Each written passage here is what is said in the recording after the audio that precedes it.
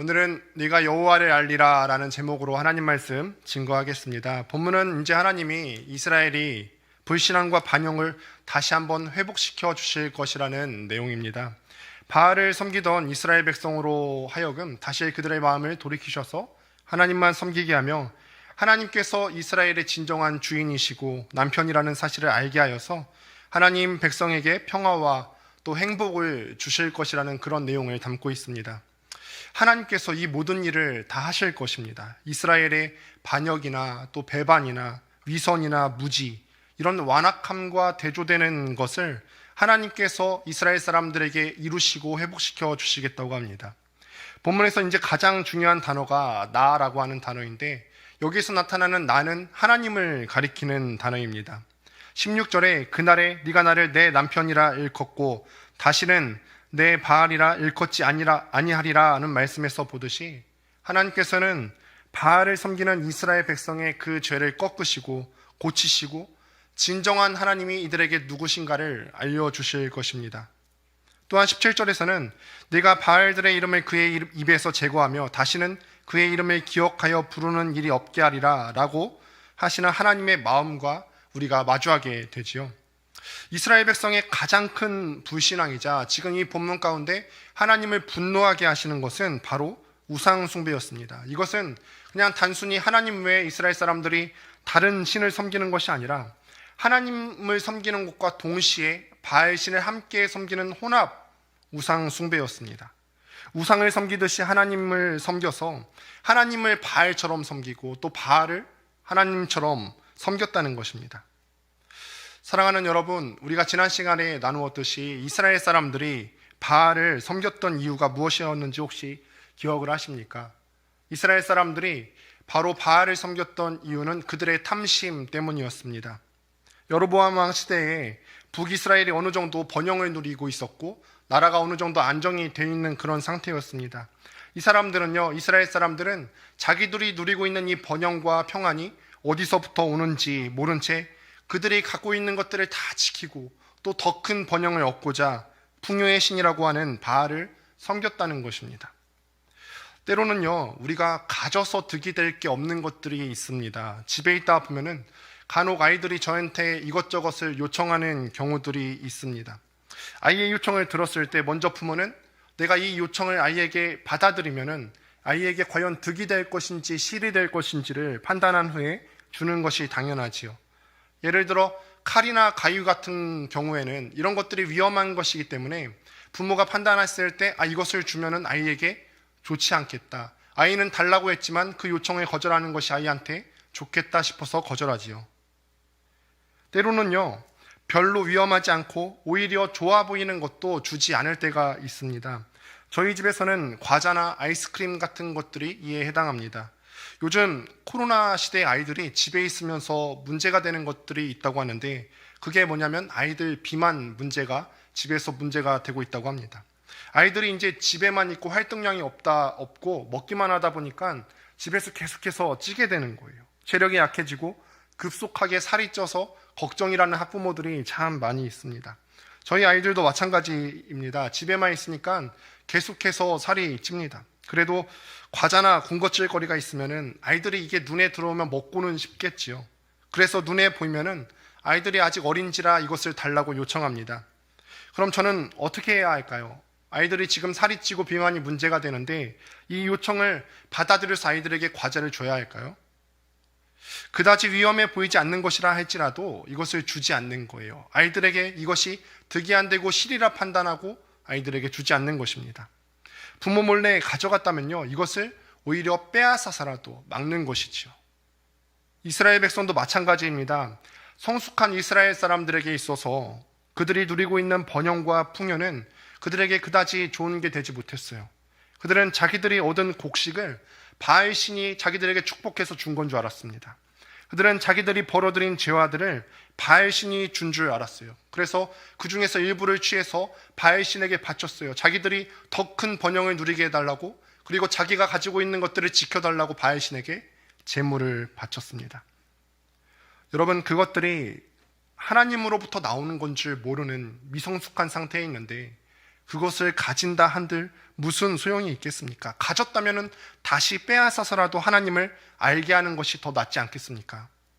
그래서 오늘 본문 바로 이전인 호세아 2장 14절은 이렇게 기록을 합니다. 오늘 본문 말씀 첫 번째 말씀인데 2장 14절 함께 읽어보겠습니다. 시작. 그러므로 보라, 내가 그를 타일러 거친 들로 데리고 가서 말로 위로하고. 하나님께서 이스라엘 백성들을 타이르신다고 합니다. 타이른다는 말은 좋은 말로 달래고 또 어른다는 그런 의미를 갖고 있죠. 그런데 좋은 말로 타일러서 어르고 데려가시는 곳이 어디라고 합니까? 거친들이라고 하죠. 거친들, 즉 광야로 데려가십니다. 타일렀다, 좋은 말로 달래서 데려가는 곳이라면은 뭔가 좀 좋은 곳, 풍요로운 곳으로 데려가셔야 되는데 그렇지 않으셨다는 것입니다. 한번 생각해 보실까요? 이스라엘 사람들이 광야처럼 되었다는 것이 한편으로는 심판의 의미로 볼 수가 있지만 다른 한편으로는 회복의 시작이라고도 볼 수가 있지요.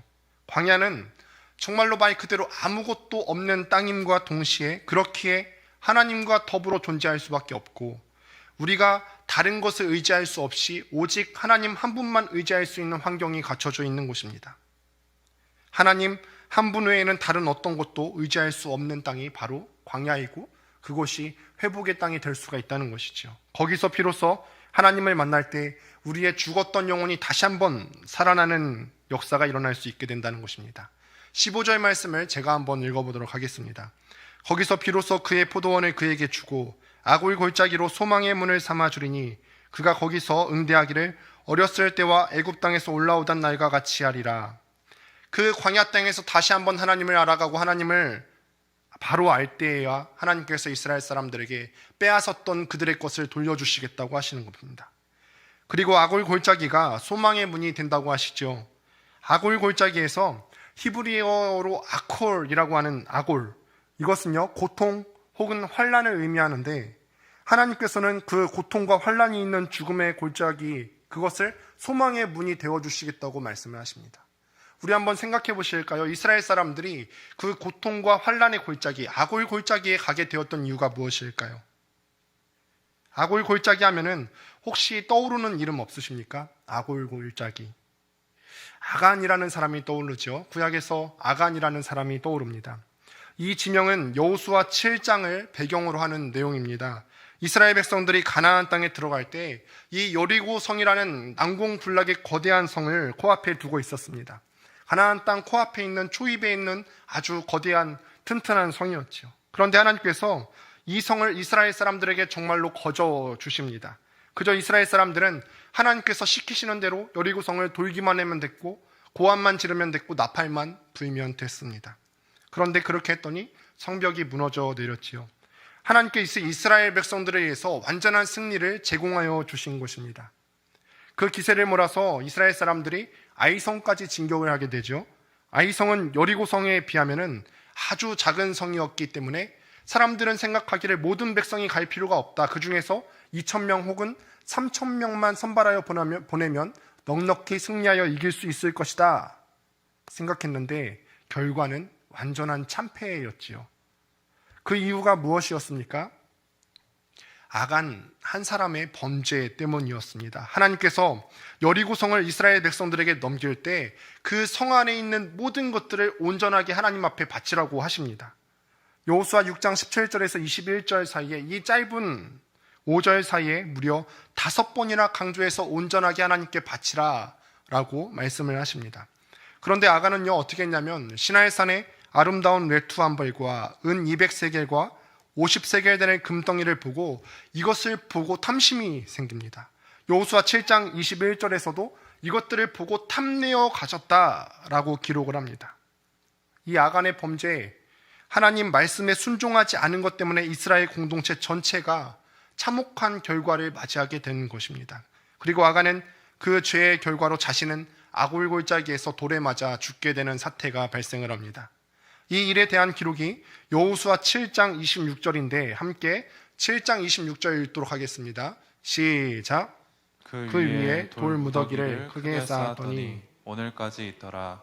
여호와께서 그의 맹렬한 진노를 그치시니 그러므로 그곳 이름을 오늘까지 아골 골짜기라 부르더라. 이렇게 해서 만들어진 아골 골짜기라는 지명인데 왜 아골 골짜기가 지금 우리가 함께 살펴보는 호세아 2장에서 나오고 있는 것일까요?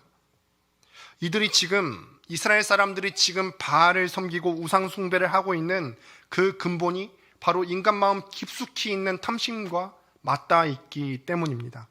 이건 호세아서 2장 5절을 보면 이렇게 기록하는데요. 제가 한번 읽어보겠습니다. 그들의 어머니는 음행하였고 그들을 임신했던 자는 부끄러운 일을 행하였나니 이는 그가 이르기를 나는 나를 사랑하는 자들을 따르리니 그들이 내 떡과 내 물과 내 양털과 내 삶과 내 기름과 내 술들을 내게 준다 하였습니다.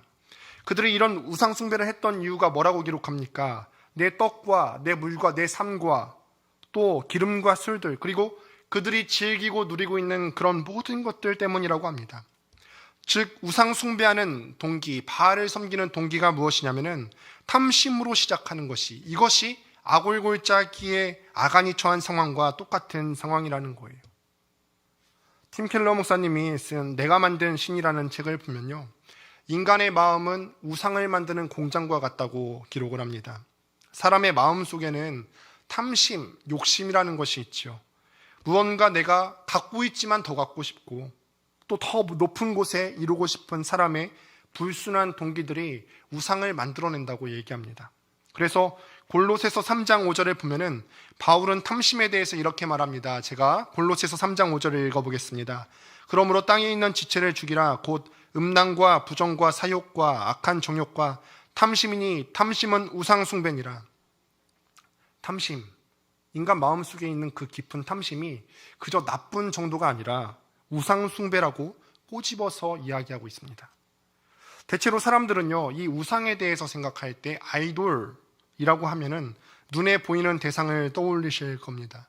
오디션 프로그램에서 우승하였던 임영웅 씨나 혹은 전 세계 청소년들의 선망의 대상이 되는 BTS를 떠올릴 수도 있었겠죠. 근데 물론 아직도 세상 곳곳에서 이 전통적인 눈에 보이는 우상 숭배를 하는 경우들이 있지만 마음속에서 이루어지는 이 내적인 우상 숭배, 탐심은 모든 사람, 여기 참여하시는 여러분들을 포함한 모든 인간의 마음속에 있다는 거예요. 에스겔서 14장 3절을 보면 하나님은 이스라엘 장로들에게 이렇게 말씀하시는데, 인자야, 이 사람들이 자기 우상을 마음에 들이며 죄악의 걸림돌을 자기 앞에 두었으니 그들이 내게 묻기를 내가 조금인들 용납하랴. 이들이 우상 숭배를 하고 있다고 말씀하십니다. 그런데 이 말을 듣고 이스라엘 사람들이 아마 이렇게 마음속으로 반문했을 수도 있습니다. 우상이라니요? 무슨 우상 말씀이십니까? 저는 예배도 꼬박꼬박 드렸고요, 희생제물도 절기도 다 지켰어요. 헌금도 잘 드렸고 금식도 자주 합니다. 그런데 제가 무슨 우상 숭배를 하고 있습니까? 여기서 하신 하나님의 말씀은 인간의 마음이 성공이나 사랑이나 재물이나 가정 같은 우리에게 좋은 것들을 하나님 대신에 최우선순위로 삼고 삶의 중심에 두고 있다는 거예요. 이것만 있으면 존재감과 든든함과 안전함과 충족감을 누릴 수 있다고 사람들이 생각한다는 것입니다. 호세아서 2장에서는요, 이런 사람들의 탐심의 말로가 아골골짜기, 즉 고통과 환난이고 파멸이라고 이야기하고 있는 것입니다. 이스라엘 사람들이 엉뚱한 길로 들어서니까 그들을 타일러서 광야로 인도하시고 하나님밖에 의지할 곳이 없게 하십니다. 또 분명하게 그들에게 말씀하시기를 너희들이 지금 가고 있는 길은 엉뚱한 길이다. 너희들이 가고 있는 탐심의 길은 아골골짜기로 향하는 길이다. 망하는 길이다. 정신을 똑바로 차려야 한다. 그렇게 해서 결국 아골골짜기에서 우리를 하나님께서 강권적으로 끌어내 주셔서 소망의 문으로 통과시켜 주시겠다는 것입니다. 그리고 나아가 15절 하반부에서는 새로운 출애굽이 약속되고 있습니다. 애굽의 노예였던 이스라엘로 하여금 새롭게 출발하게 만들었던 것이 출애굽 사건인데, 이제 하나님은 지금 심판받고 있는 이스라엘에게 새로운 출애굽을 약속하시는 것입니다. 원래 하나님이 이스라엘 사람들이 종노릇하고 있는 애굽에서 이들을 구원해 주실 때에는 유일하고 분명한 목적이 있었는데, 출애굽기 6장 7절에서 그 목적이 나와 있는데 한번 출애굽기 6장 7절을 같이 읽어보도록 하겠습니다. 시작. 너희를 내 백성으로 삼고 나는 너희의 하나님이 되리니 나는 애굽 사람의 무거운 짐 밑에서 너희를 빼낸 너희의 하나님 여호와인 줄 너희가 알지라. 하나님이 이스라엘 백성을 종로로 타고 있는 데에서 애굽에서 꺼내신 이유는, 구원하신 이유는 하나님이 저들의 하나님이 되시고 이스라엘 사람들을 당신의 백성으로, 당신의 자녀로 삼기 위해서입니다. 하나님이 그들의 주인이 되시고 또 이스라엘 사람들로 하여금 하나님의 통치 밑에서 살게 하기 위해서입니다. 하나님이 누구신지 알라는 거예요. 그래서 이스라엘 백성들을 꺼내어서 약속의 땅에 보내기 전에 신의 산에 먼저 가게 하셔서 그들을 부르시고 율법을 주시죠. 율법을 통해서 하나님께서 이스라엘 사람들에게 알려주시고자 하는 게 있어요. 그것이 무엇이냐면 하나님이 어떤 분이신지, 그리고 그가 어떤 나라를 세우실 것인지, 그 나라에 들어가기 위해서는 우리가 어떤 삶을 살아야 되는 것인지에 대해서 하나님께서 우리에게 요구하시는 것입니다.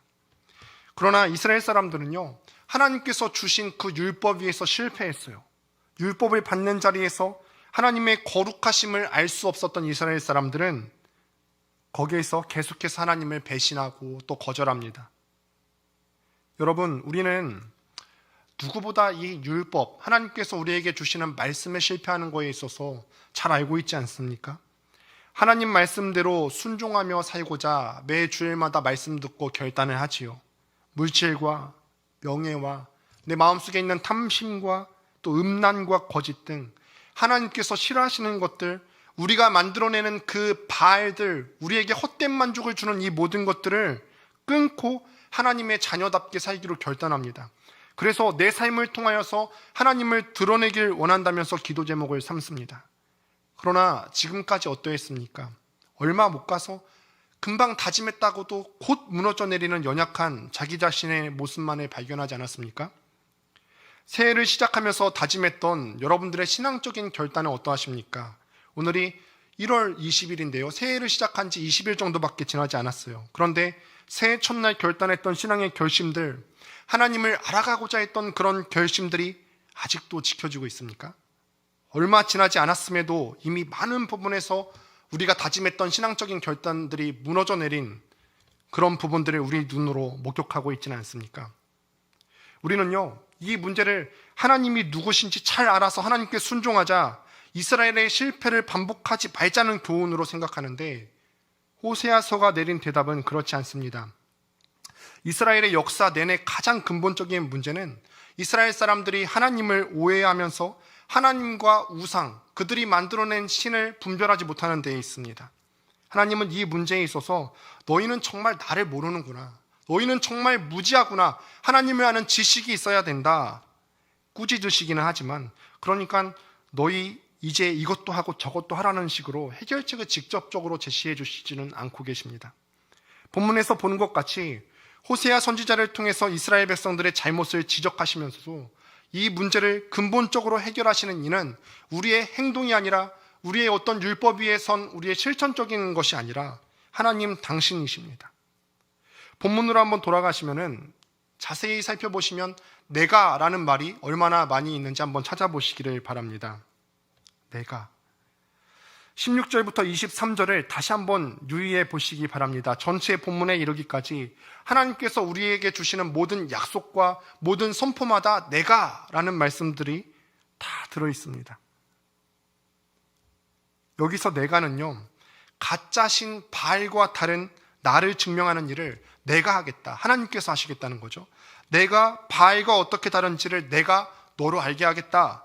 바알과 하나님을 혼동하고 있는 이스라엘 사람들에게 내가 너의 남편이 되어서 내 남편은 바알과 어떻게 다른가를 내가 보이겠다라는 의미의 나입니다.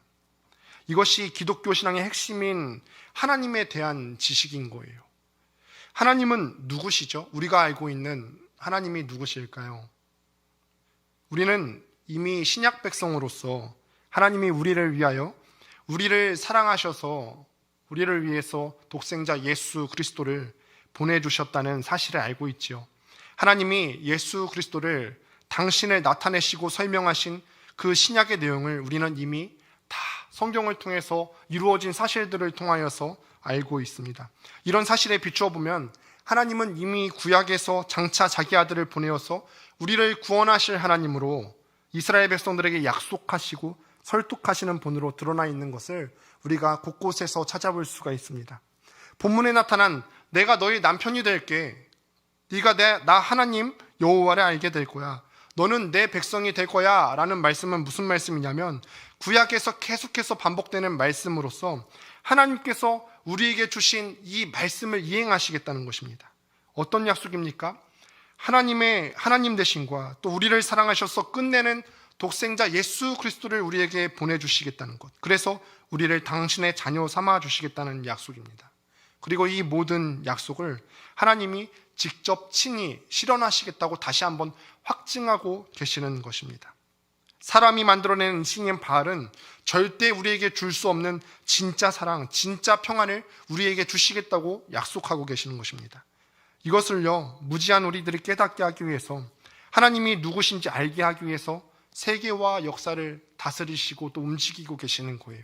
이것이 때로는 하나님께서 만들어 가시고 움직이시는 역사, 혹은 우리 인생 가운데 이루어 주시는 그 경륜이 때로는 우리 마음에는 들지 않은 역사죠. 거절하고 또 사양하고 싶을 때도 있는 그런 참혹한 현실이지만, 하나님은 이것이 결국에는 우리에게 좋은 것이고 그렇지 않은 것이라고 말씀하십니다. 우리는 끊임없이 바알을 만들죠. 저도 그렇고요, 여기 계신 분들도 다 그럴 겁니다. 세상이 우리에게 주는 이런 달콤한 유혹들을 보고 있으면요, 그리스도인으로서 이 시대를 살아가고 있는 것이 정말 어렵다는 것을 느낍니다. 어느 한 아파트 광고 문구에서 이렇게 말하는 것을 본 적이 있습니다. 비교할 수 없는 가치, 당신이 사는 곳이 당신을 말해줍니다. 어처구니 없는 광고죠. 또 한 학원 광고는 이렇게 말합니다. 대학을 선물하겠습니다. 인생 역전 프로젝트라는 광고 문구가 있더라고요. 마치 우리가 구할 수 있는 좋은 주거 환경과 또 우리가 취할 수 있는 좋은 학벌이 인생에 있어서 최고의 가치인 양, 우리를 보호하고 우리의 인생을 보장해 줄 수 있는 양 포장합니다. 포장이라는 것은 그럴싸하게 보이는 것이죠. 그러나 하나님은 이런 우리와 타협하지 않으신다고 합니다. 여기에 우리의 영적인 싸움이 있다는 것입니다. 나는 바알과 다르다. 너희들이 만들어내는 거짓신과 다르다. 나는 내 영광을 우상에게 내어줄 수 없다. 나는 너희에게 있어서 쉬운 하나님이 아니다. 질투하시는 하나님이다. 나는 수단에 불과한 존재가 아니다. 이렇게 말씀하시는 하나님이십니다. 그래서 이것이 우리가 영적으로 싸워나가는데 정말 고단한 현실인 것입니다. 하나님은 우리가 만들어내는 우상이 아니시죠. 창조자이시고 또 심판자이시고 우리를 사랑하사 그 아들을 우리에게 주신 분이십니다. 우리가 만들어내는 가짜 바알이 아니라 이런 진짜 하나님께서 우리의 삶과 우리의 형편과 우리가 누리고 있는 그 모든 것들을 우리에게 주시는 것임을 우리가 알아야 됩니다.